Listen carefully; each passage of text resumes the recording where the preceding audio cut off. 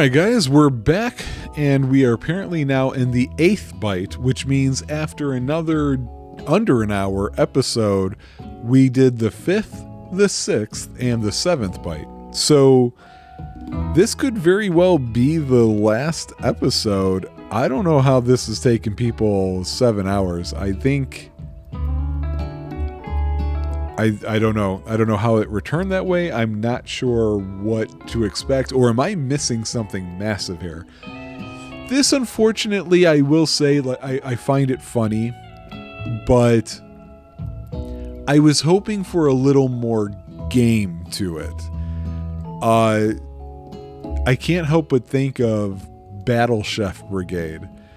And how it would have been cool to just have something little...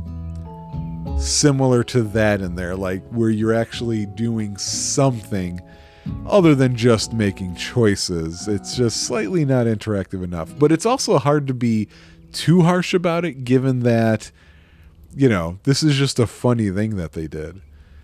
So, I mean, I guess I don't know if we're about to finish it here. If so, then I'm gonna have to find something stupid for just one more extra episode, but we'll see. Onward we go. He's holding a gorgeously plated breakfast and your mouth waters at the sight of it. Here's a simple breakfast I just whipped up. It's meticulous. It's the same thing he always makes. You taste Colonel Sanders' food and it takes you on a journey. When you return, he's waiting to ask you an important question. So would you say that we're the perfect match? How presumptuous. My cuisine and your taste buds, that is. Oh, such confidence, such grace. Could he be the world's greatest gift to cookery? We'll flatter him. You know, I think we might make a great team. A single tear begins to pool in the corner of his eye as he gazes out the window. And with the right business partner, I know I can't fail. Business partner? Could he be talking about you? It's all happening so quickly. Overcome with emotion and confused by your feelings, you're on the verge of tears, unable to speak. The only answer you can find is to run out the door and get home. There's still one more day of school after all. The University of Cooking School, Academy for Learning, waits for no one. You get home to find something very surprising.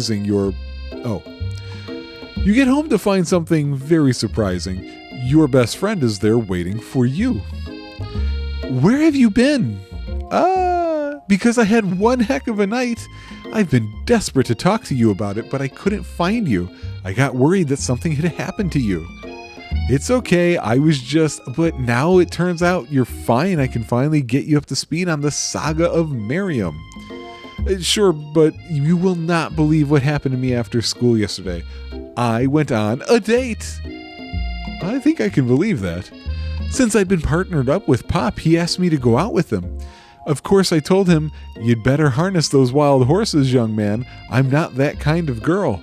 But he was just interested in spending some one-on-one time together and getting to know me. So I said, yeah, sure, I can get to know the little guy. Long story short, he took me to his favorite shush house. Shush house? I don't know what that's a reference to, but things quickly spiraled out of control.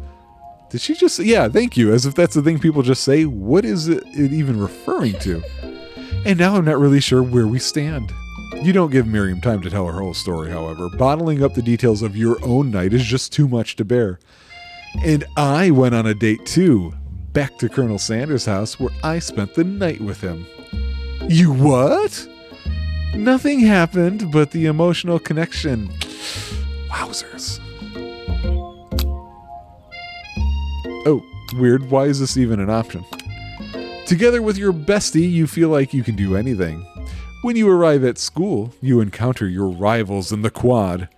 You can tell from a distance that they're picking on Pop, though he himself might not quite grasp that fact. Because, you know, he's Pop. What's a swirly? It sounds delicious. Oh, it's great. I'll order you up one right away. I'll have my swirly with Sprinkles, please. Sprinkles is a dog and a treat. Aww. You can get your swirly dipped, too. Why don't you pick on someone your own size? Because I'm literally the biggest person at this school. There is that horse that Colonel Sanders rides to school, but who would dare pick on such a gentle and beautiful creature? You got some nerve, Brian, suggesting I pick on a defenseless horse. Now you're twisting my words and I won't have it. You clench your fist, but the injury from yesterday's mixer accident makes you wince with pain. Doesn't look like you can go on cooking like that. Might as well just give up. I'll never give up. Ever. Colonel Sanders arrives just as it appears things are close to boiling over. A naturally intuitive person, he senses that something has been going on.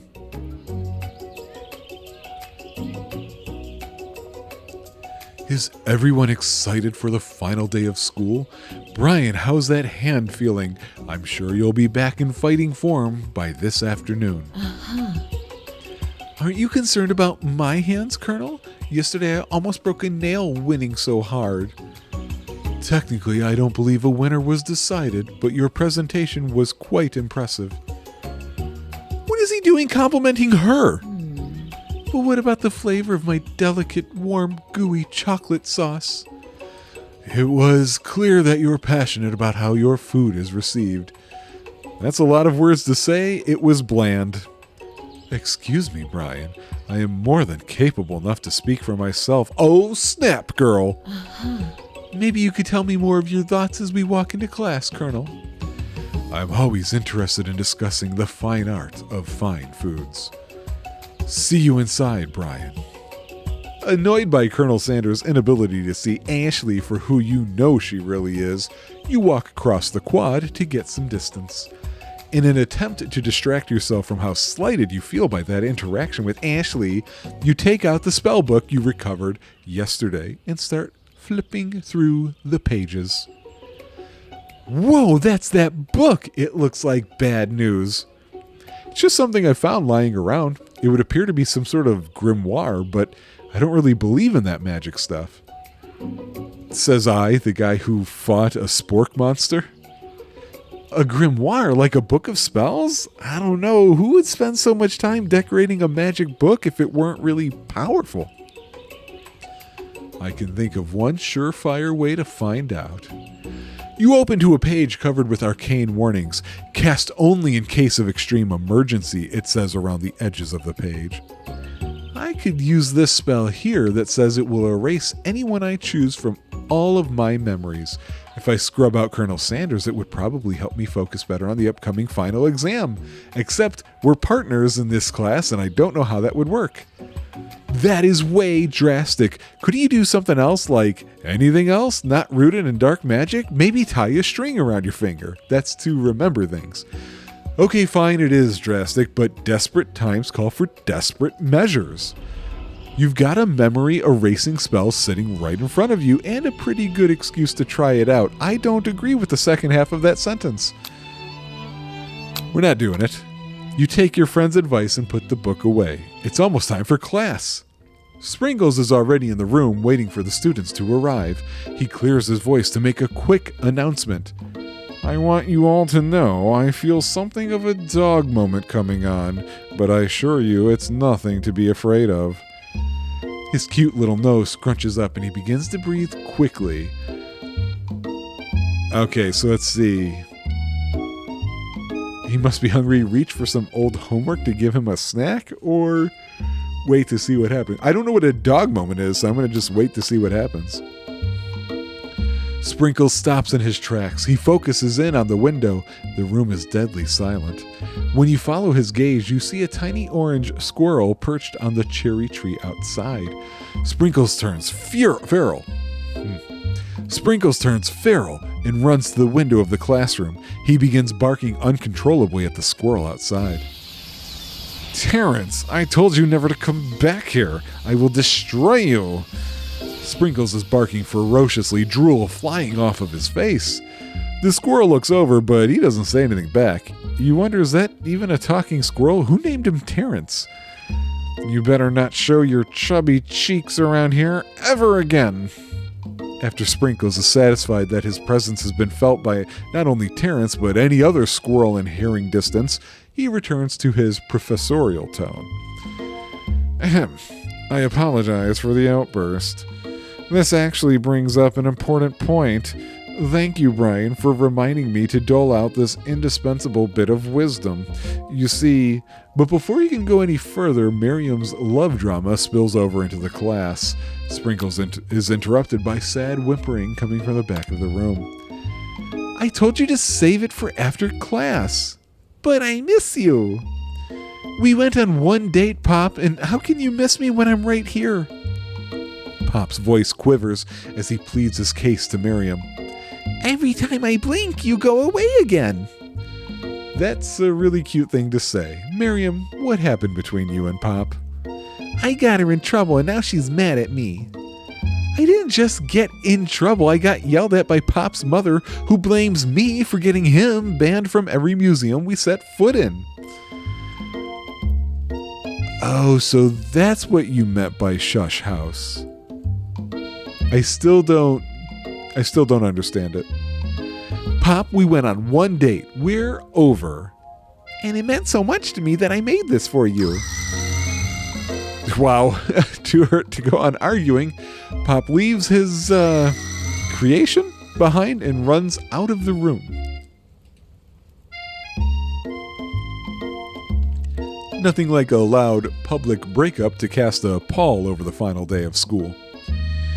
Well, that was unfortunate, but we mustn't be distracted from what lies ahead. The final competition showdown challenge exam. I'm still working on the title, but I think you get it. Test time approaches. See you all in the arena. But before you can think about your upcoming competition, there's a very beautiful soul nearby in need of a pep talk. Hey, Miriam, are you okay? Okay, I'm so mad I could smash a tiny mug, spilling several droplets of hot cocoa all over the floor. How could he embarrass me in class like that, in front of everyone? Her tiny cocoa is a delicious treasure, so you know that this breakup is no joke, even if the source of her frustration is such a silly boy. I know that you know this, but I'm going to say it out loud. You don't need anyone. You don't need no man. Me and you, we're going to cruise through this final test and hit the carpool lane to Success City. Not Suplex City. That one hurts. Miriam brightens up, imagining the wind rushing through her short bangs, but she hesitates to embrace the feeling all the way. You're not going to saddle up on Colonel Sanders' stallion and ride off into the sunset without me? I don't like the phrasing of that sentence. Of course not. Well, maybe, sort of, but I'm sure there's a pony out there with your name on it, and a ranch big enough for both of us and whoever else we want to bring along. If it's not Pop or Clank or anyone else you meet today, tomorrow, or this whole year, so what? You're a special person who shouldn't settle for the first someone to show a little interest anyhow. Miriam gives you a big hug and wipes the tears from her cheeks. I should really review my menu for today. I'm going to make a very special soup. And I bet that Professor Dog is going to love it up. While you were pep-talking Miriam, you completely missed lunch, but that's okay because you had a better idea of how to spend the time before your exam. You've decided to head to the arena early to practice a dish. Yeah, we haven't done anything. This whole 3 days for this whole semester, we've done nothing.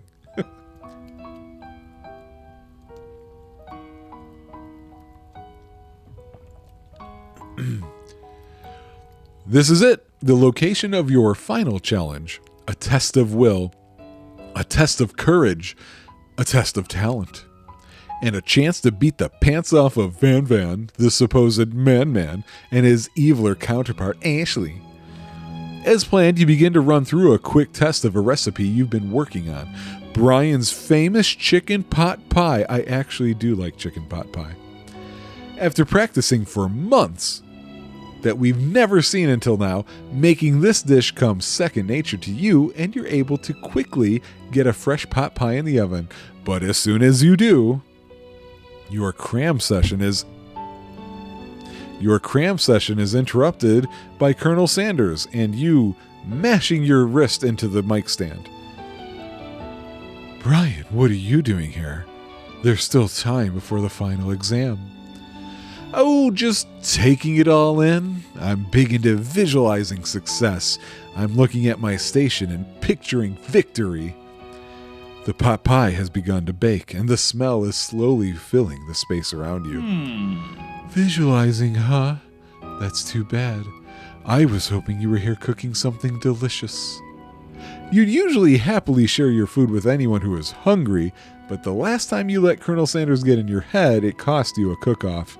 You decide that it's time to put your cooking above your romantic desires, but that decision gets hard to stick to when the oven timer goes off behind you. What are we fussing up about? What did I tell him? I thought we told him what we were making. Well, honesty is the best policy. That's the one I've been following so far. Okay, you got me. Oh, the visualizing stuff. Now I got it. I thought he was doing that at the same time it was baking. I'm doing a little bit more than visualizing. I know. My nose can smell a pot pie from 400 yards. That's an oddly specific distance, but you'd expect nothing less from such an oddly specific man. You knew it was a pot pie just from the smell? Not just a pot pie, but a chicken pot pie with an all-butter crust. And my nose is telling me something else. Oh no, is it burning? No, I can smell that it was made with a heaping helping of TLC. I love that group. But it'll probably start burning any second if you don't pull it out. The moment of truth. Wow. It's the best pot pie I've ever tasted. I've always loved country cooking, and I could eat this all day. There's no time left. The final showdown is about to begin. Sprinkles lays down the ground rules. There are no rules, that is, except to cook with everything you've got. You step up for the cook-off of a lifetime. You decide that mac and cheese plus the pot pie you've been practicing are just the dishes that'll push you over the edge to victory. Meanwhile, both Van and Ashley are prepping wildly elaborate dishes per their usual over-the-top selves. Miriam has her giant magnifying glass and several sets of tweezers. She's definitely prepared to go big, going small. Colonel Sanders seems to be harnessing his 11 herbs and spices, but he's trying to find a way to improve on something perfect, his original recipe fried chicken. The intensity in the room starts at full 10 out of 10, with a frenzy of action. Everyone is calling out really cool special cooking moves as they prepare their food. Wow, this is getting serious. Colonel Sanders batters his chicken as it levitates through the air.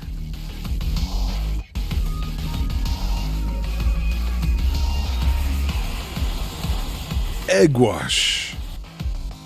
Miriam furiously injects ingredients into an itty-bitty pot of broth. Best friend, batter blaster. Baster blaster. Let's try. Best friend, baster blaster. Van flexes his pectorals as he chops open a sea urchin. Let's rock and roid. Ashley scoops her pastries off the tray with lightning speed. Shallow personality spatula. Even Clank gets in on it. Oh, he's speaking English. 5-dial pressure point chicken cooking technique. Wait, yes, exactly. It's the singularity, as was foretold. We mustn't let it happen, or the appliance uprising will take us all. Van quickly unplugs Clank and rolls him out the back door of the arena. Was he about to self-destruct? As you frantically prepare your dish, you notice Ashley has her spell book out. Is she going to use some dark magic to turn the tide? You've got a book of your own, and you're desperate not to see her win another battle. Should you take this opportunity to fight magic with magic, even if it's almost certainly evil magic? No, we're going to do it the hard way. Who needs magic when you've got passion? I'm going to do it the hard way. Colonel Sanders sees that you've chosen to win on your own terms, and he gives you a subtle wink from across the room. I believe in you, Brian. Miriam notices too. And I've always believed in you, Brian, since we were little kids, because I'm your best friend forever. You turn to notice that Miriam is at your station, cheering for you. Miriam, what about your dish? If you're cheering, who's cooking? Tiny food, short cook time. I'm actually already done, so I thought I'd help you. Oh, that's sweet, but Miriam tosses a handful of spices directly into your boiling noodles. It's the secret ingredient. However, neither of you know that Colonel Sanders made that first ingredient up to throw you off the trail of his secret recipe. The boiling pot explodes, sending Miriam flying backwards. The watery noodles begin to swirl in the air, bubbling up into a dark cloud that thickens and congeals before your very eyes. It is I, Steve, the spork monster. Steve, what happened to Porco? You're not here to battle me, are you?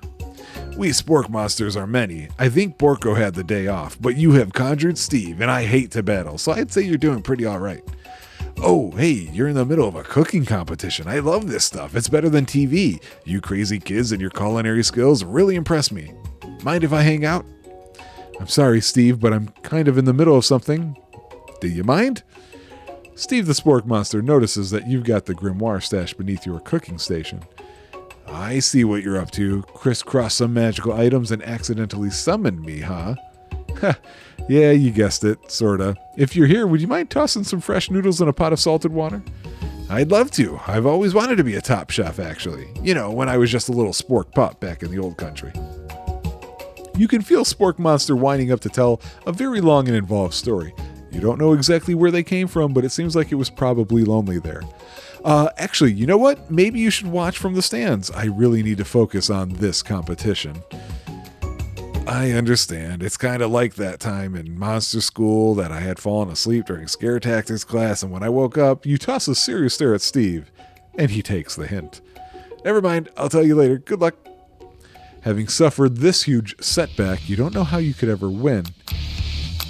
But we're going to summon extra power from deep within ourself.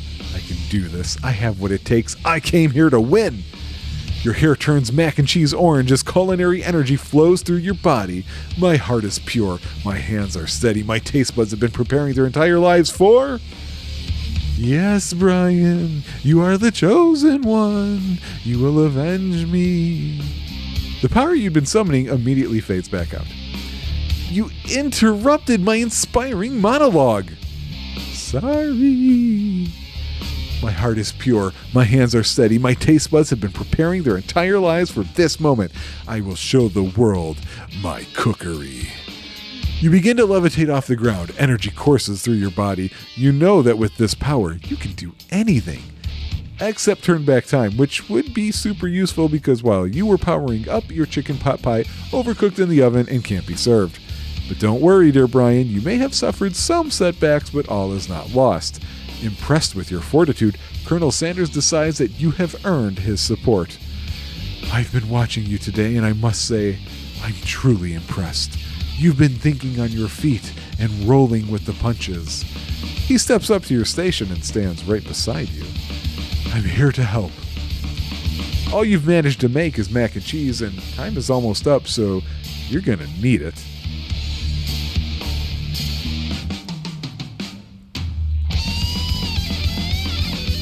But Colonel Sanders, what about the test? What will happen to you? What about the rules? There are no rules. Following the rules has never really been my thing. I follow my heart. What a guy. Colonel Sanders unfolds a delicate white towel to reveal the most delicious fried chicken tenders you've ever laid your eyes on. And besides, sometimes unexpected combinations can have surprising effects that surpass their individual efforts. Are you suggesting if we combine forces, we can form the perfect food union? Time's up, students. With time expired, it's the moment everyone has been waiting for. You must now prepare to present your dishes. A handful of students stand tall, but the class seems incomplete. It seems we're missing some students. Pop? Clank? From off-screen, you hear a pure and innocent giggle that can only come from one student. I'm flying. It sounds like it's coming from that broom closet over there. Miriam, would you mind? Inside of the closet, you see Pop hanging on a broom hook by the elastic of his underpants. Pop, get down from there right now. Let me guess, did Von Von have something to do with this? When someone asks for a wedgie, who am I to refuse? I thought a wedgie was a salad. Jeez. It looks like Pop is eliminated from the challenge, seeing how he didn't cook anything. I can't feel my legs. May I be excused? Sure. You kids and your pranks, I must say, it's not the worst prank in You kids and your pranks, I must say, it's not the worst prank in UCSAL history, but it's not exactly yearbook material. Wait a second. Pranks. Clank! Where did that pressure cooker roll off to? You wait to hear a signature whir, beep, or some other onomatopoeia, but there's none. Somehow he must have gotten unplugged, I guess. We'll have to figure that out later.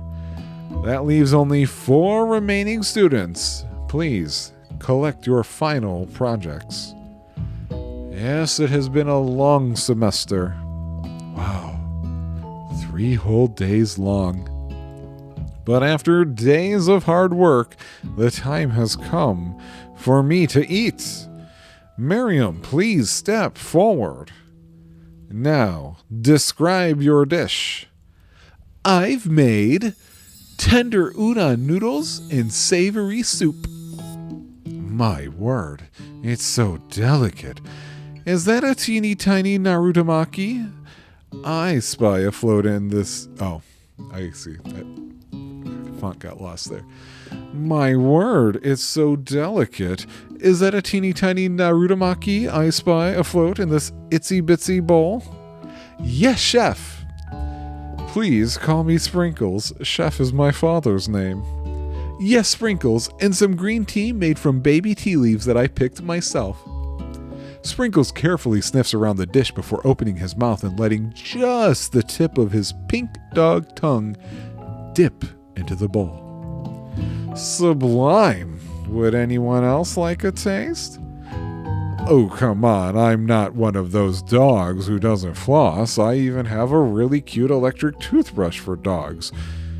Fine, I'll enjoy it all by myself. And in a flash, the entire meal has been devoured. And not that it took much, it was less than a thimble's worth of soup. A+. Rarely do I taste a dish with as much love poured into it as yours. Miriam is overjoyed. She gives you a huge hug. Thank you, Brian, for helping me to believe in myself. Van, you're up. Now, describe your dish. I made uni over smooth egg custard in an axe-hewn urchin shell topped with caviar. Did you skewer one type of urchin with spines from a second, different color type of urchin? Yes, Wrinkles. A bit much, don't you think? That's exactly why I did it. A bit much is kind of my brand. Doesn't it look cool? Sprinkles leans in to sniff the uni, but he can't get his nose close on account of all the spikes. He begins to paw at it erratically, causing the custard to slosh around.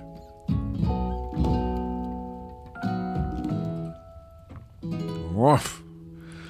Please be gentle with my cuisine. Finally, Sprinkles goes all in, tongue first, but he can't get past all the needles. He reels back as his tongue is poked and prodded. My tongue! Ow! The professor appears to be having an allergic reaction to the sting. I can't eat this. It keeps poking my tongue. Disqualified.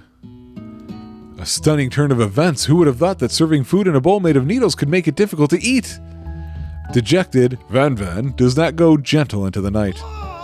Disqualified? For glamour? Don't discount simplicity. This isn't the last you've heard of me. Before forcing us to endure his swollen tongue for another moment, Sprinkles graciously laps up a bowl of milk.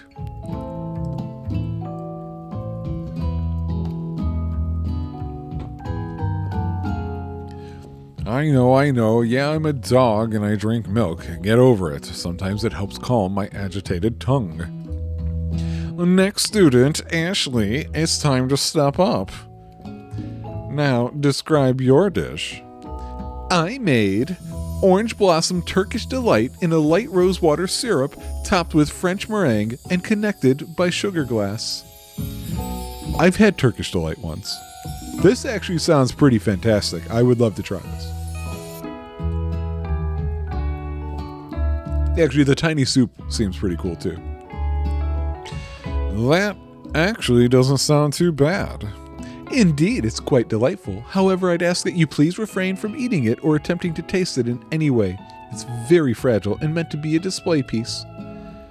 Don't eat the food at a cooking school? Got toast in your ears or something? I told you it's a display piece. Ashley, I must say, it is beautiful. However, this is a cooking competition at a cooking school. Yeah, which is why I cooked it and did an extremely good job cooking it too. I didn't realize that we were having an eating exam. If I wanted to be judged on eating, I'd go to the College of Eating, School for the Hungry. I suppose you could smell it if you absolutely insisted, but don't breathe too hard. You might disrupt the sugar spiral. If the food cannot be eaten, it cannot be judged. You are disqualified. Rage overtakes Ashley, and she finally cannot keep her two-faced routine up. You want to know high-end cuisine if it cooked you. And with that, Ashley storms off to rededicate herself to being the best, but this time without being shackled by trying to be fake nice and liked by everyone. This isn't the last you've heard of me either. If this class gets much smaller, I'll be teaching myself. You and Colonel Sanders, the final cooks, step up together. 2 chefs? What began as a bowl of delicious mac and cheese has become something else. He examines it closely, sniffing and eyeing the bowl. Uh-oh, I don't have a good feeling about this. From somewhere in the room, a literal drum roll plays. Just when I thought I've seen everything in this kitchen, you give me this thing and completely blow me away. In my 49 dog years of life, I have never tasted anything so delicious and perfectly balanced. It's so delicious, in fact, that everyone passes the class. You pass, and you pass, and you pass, and you get a pass. Everyone gathers around and partakes of the mac and cheese bowl. They all seem to transcend this reality into another dimension. You win. Is this a real item for KFC? It reminds me of this one food thing that me, Rob, Sean, and Mike went to a couple years back. It was there's a thing called Mac Daddy, and it was mac and cheese with pulled pork, and it was apparently delicious. I wouldn't know because I didn't anticipate eating there, and the prices were astounding, so I never had any. But that's okay because I could always get it the next year, right? Oh, wait, no, I can't because they stopped doing the fair.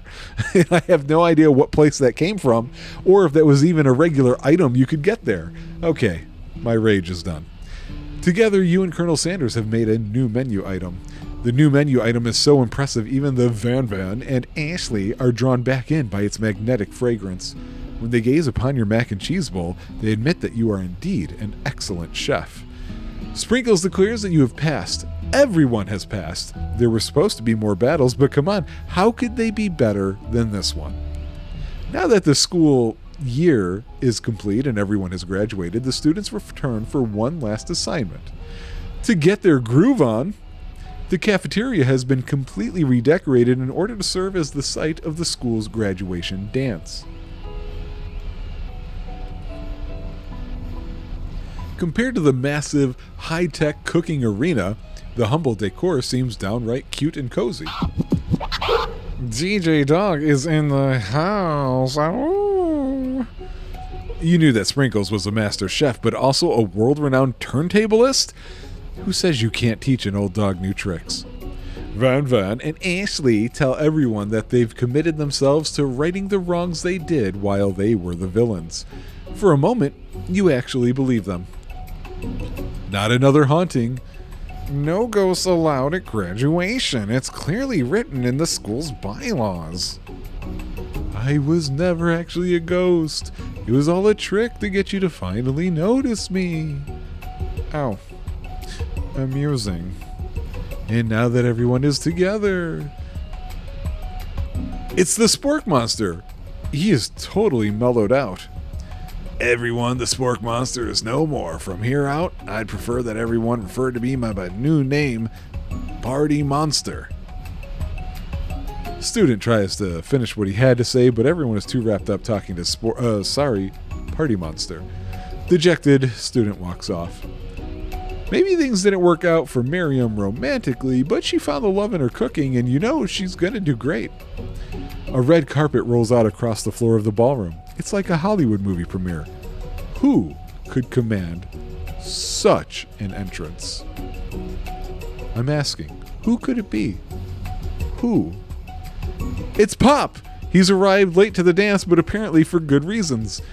Walking the carpet, you see perched atop his dirty chef's hat. A crown? Welcome back, Pop. I know you weren't able to complete the final exam and accept your diploma, so we had it mailed directly to your father. We figured it was the least we could do for the school's dean. Oh, now I get it. I don't. And now we get a new wing on the school, not to mention the honor of educating the son of the chancellor of such and such. Miriam, will you be my lady king? That's pretty good. What an incredible turn of events. An offer to join the royal family? It's like a dream come true. You'll get to be a princess, or maybe a queen. I'm not sure if he even knows, but either way, crowns and gowns, baby. I'm sorry, Pop, but I'm not interested. Not now, at least. I've got so much to do with my life. A twist on a twist. So many more 3-day universities to attend. So many tiny foods to meticulously sculpt and then watch get accidentally blown away by a single breeze. Oh, sneeze, it said. It said sneeze, not breeze. Okie doke. The music at the dance is interrupted by the sound of sparking and electrical hissing. It's Clank who has arrived late to the dance. Now that I have graduated, I can reveal my true form. Or my truth. Why? I can't read all of a sudden. Whoa, he's still doing the talking thing. I am Clank, and I am not of this earth. I am actually from a faraway planet in another dimension. What? I actually feel like I knew it this whole time. Now that I have learned the ways of your kind, I must return. A portal opens up and Clank disappears through it. Boy, everything's just wrapping up so nicely. Finally, Colonel Sanders arrives. Howdy, classmates. Just like the first day you met him, he has come prepared to feed the entire class. However, it's not enough to just give them a bucket of chicken. This time, it's a full meal. Gaze and bask in its glory. I didn't get to be the most famous chicken man in the history of chicken and man by not I didn't get to be the most famous chicken man in the history of chicken and man by not reminding people to go out and buy my chicken. The end? Question mark? Why is there a question mark? No, it's not the end. As everyone feasts on their delicious chicken dinner, Colonel Sanders finds you sitting at the edge of the dance floor. Brian, what are you doing sitting all alone? Oh, you know, just waiting for the right person to ask me to dance. I wonder, might you tell me? What are the qualities that you would expect to find in such a lucky person? Off the top of my head, I don't know. Spicy musk, a tidy goatee, and a degree from the University of Cooking School Academy for Learning. Just to name a few. It truly is my lucky day. Would you dance with me? Yes, I would love to. As you glide across the dance floor, hand in hand with Colonel Sanders, the future stretches out in front of you. And once my 100th franchise is up and running, I'll be ready to take a day off, and I'll be so glad to spend it together with you, Brian. How sweet. We'll work together and play together. Colonel Sanders stops dead in his tracks. Work together. Well, I think this is something I'll just need to do by myself. But who will help you run your restaurants? I don't believe I need help. Besides, based on your time at school here, do you really think running restaurants is the best path forward? Could it be? You found a love connection but failed to earn Colonel Sanders' respect as a chef? Can you live with only half of him? Will you be able to endure sharing him with his other love, the life of an entrepreneur? I suppose I could enroll at pastry school. Oh, my dear Brian, I'm sure that you'll find your place eventually. And along the way, you'll have me by your side. The end.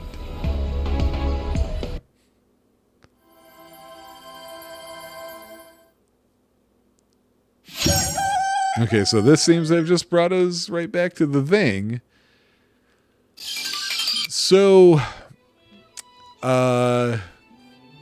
okay. Let me check something real fast by hitting locate. Okay. Just wanted to see something. So I have to check now because I don't know the answer to this question. Is there multiple endings? Do I need to speed run through it or something like that? So we're gonna do a quick search here. I love you, Colonel Sanders, multiple endings ? Somebody on Steam has asked this question.